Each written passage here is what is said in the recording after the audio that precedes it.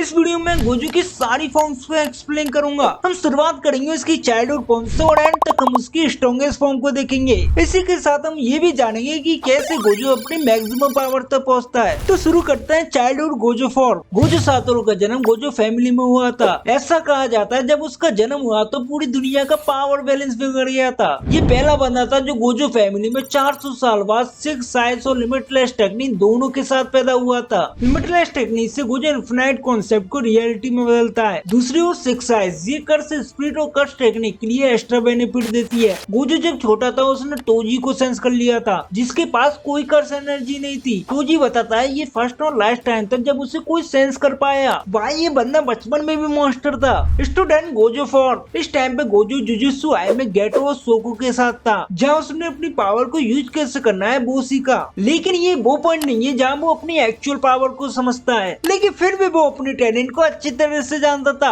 और उससे बहुत सेटिस्फाई भी था। गोजू की ये फॉर्म आगे आने वाली फॉर्म से सबसे वीकेस्ट फॉर्म है। तब भी इस टाइम पे गोजू को सबसे स्ट्रॉन्गेस्ट जुजुत्सु सोर्सर में से एक माना जाता था। हालांकि अपनी सारी पावर के बावजूद वो काफी यंग और उसके पास एक्सपीरियंस की काफी कमी थी जो हमने तोजी फुसिगुरी के साथ हुए बैटल में देखा है। गोजू मिशन से आया होता है, अचानक तोजी उसके पीछे से हमला करता है जो कि काफी अजीब था। गोजू उसे सेंस भी नहीं कर पाया। दोनों के बीच फाइट शुरू होती है और गोजू को पता चलता है वो तोजी की मूव नहीं पढ़ सकता क्योंकि उसके पास कोई कर्स एनर्जी नहीं है। इसके साथ ही तोजी बैटल में गोजू को बुरी तरह हराता है। हालांकि ये चीज गोजू के लिए अच्छी साबित होती है क्योंकि इस बैटल ने गोजू को पहले से और भी ज्यादा पावरफुल बना दिया जो कि हमें नेक्स्ट फॉर्म की तरफ ले जाती है, द अवेकन गोजू। जब गोजू जमीन पर पड़ा हुआ होता है वो लड़ने के बजाय अपनी सारी एनर्जी रिवर्स कर्स टेक्निक पर लगा देता है। ये काफी कॉम्प्लेक्स टेक्निक है पर बेसिकली इसमें कर्स एनर्जी को पॉजिटिव एनर्जी में बदलते हैं और इसका इस्तेमाल ह्यूमन बॉडी को सही करने के लिए किया जाता है। वो जो पहला इंसान नहीं था जो इस पावर को डेवलप किया था। फॉर एग्जाम्पल इससे पहले सोको के पास भी ये पावर थी। तो एक बार जब गोजू सही हो गया तो टाइम था फिर से रीमैच का।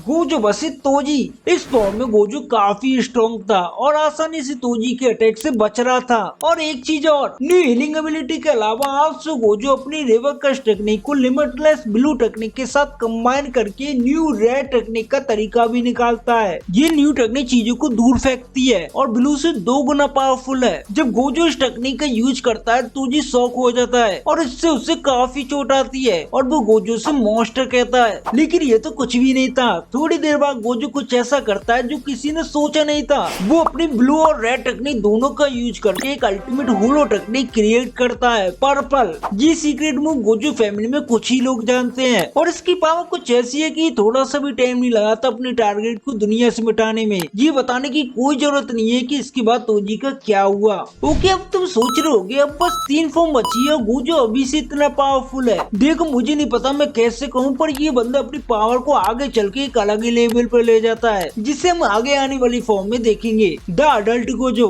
ये गोजू वर्जन हमने सीजन 1 और फिल्म 0 में देखा है। वो चीज जो इस फॉर्म को पहले वाली फॉर्म से अलग बनाती है वो ये है कि गोजू अब अपने domain expansion the infinite word का यूज कर सकता है। हालांकि गोजू अपनी पर्पल टेक्निक से स्ट्रॉन्गेस्ट सोर्सर बन गया था लेकिन इसका डोमेन एक्सपेंशन इसे दूसरे के मुकाबले एक अलग ही लेवल पे ले जाता है। यहाँ तक कि जुजुत्सु आयर्स में भी इसकी पावर का खौफ था। वो अच्छी तरह से जानते थे अगर गोजू उनके अगेंस्ट हो गया तो उनमें से किसी की बस की नहीं है जो गोजू को रोक सके। इस टाइम पे गोजू को पूरा विश्वास था कि वो सबसे पावरफुल है। इस गोजू के वर्जन को हमने पहली बार फाइट करते हुए एपिसोड 7 में देखा था जहाँ वो स्पेस से गिरकर जोगो के साथ फाइट करता है। इस फाइट में जोगो गोजू के अगेंस्ट कुछ नहीं कर पा रहा होता है। काफी हमलों के बाद जोगो परेशान होकर डोमेन एक्सपेंशन का यूज करता है जिसके बदले में गोजू भी अपने डोमेन एक्सपेंशन को दिखाता है। द इनफिनाइट वर्ड की पावर से जोगो का डोमेन आसानी से ब्रेक हो जाता है। इस डोमेन के अंदर भाई तुम कुछ भी नहीं कर सकते, बस वहाँ खड़े रहना और अंत में मर जाना। तो गोजू के स्ट्रॉन्गेस्ट फॉर्म को कवर करने से पहले चलिए जल्दी से देखते हैं the Shibuya Gojo form. The Shibuya incident का मास्टरमाइंड केंजाकू था और ये इसने गोजू को मिटाने के लिए किया था। ये स्टोरी का वो पॉइंट है जब गोजू एक इम्पॉसिबल सिचुएशन में फंस गया था। तुमने देखा है गोजू इस आर्क के दौरान कई स्ट्रॉन्ग कर्सेस से लड़ता है। हालांकि आमतौर पर उसे कोई परेशानी नहीं होती पर अब की बार उसे एक डिसएडवांटेज था। इसके आसपास कई सारे लोग होने के कारण ये अपना डोमेन एक्सपेंशन यूज नहीं कर सकता था। लेकिन तब भी गोजू बिना डोमेन के ठीक था और कर्स स्पिरिट को मारता जा रहा था। पर वो रियलाइज करता है उसके आसपास काफी लोग हैं तो वो ऐसा करना चालू नहीं रख सकता। इसलिए एक बार फिर गोजू कुछ ऐसा ऐसा करता है जिसे देख के सब सरप्राइज हो जाते हैं। वो अपनी डोमेन को 0.2 सेकंड के लिए ओपन करता है जिससे सभी लोग अनकॉन्शियस हो जाते हैं। वो ऐसा इसलिए करता है क्योंकि उसे पता था कि लोग उसकी डोमेन में 0.2 सेकंड के लिए सर्वाइव कर सकते हैं, और इसका मतलब ये भी हो सकता है स्ट्रॉन्ग कर्सेस परमानेंटली उसकी डोमेन में ट्रैप नहीं होगी बल्कि कुछ टाइम के लिए अनकॉन्शियस हो जाएगी। ये काफी था 1000 से ज्यादा ट्रांसफिगर ह्यूमंस को 5 मिनट के अंदर मारने के लिए और सबको बचाने के लिए भी। हालांकि इस फॉर्म में गोजो ने कोई न्यू पावर अवेक नहीं करी, लेकिन गोजो अपने शार्प माइंड से एक बार फिर से सबको चौंका देता है और अपनी एबिलिटी में और भी मास्टर हो जाता है। इसके कुछ ही देर बाद गोजो केन्या को द्वारा प्रिजन रेल में फंस जाता है, लेकिन ये गोजो की डेवलपमेंट की एंडिंग नहीं होती और एंड तक गोजो उससे बाहर निकल आता है।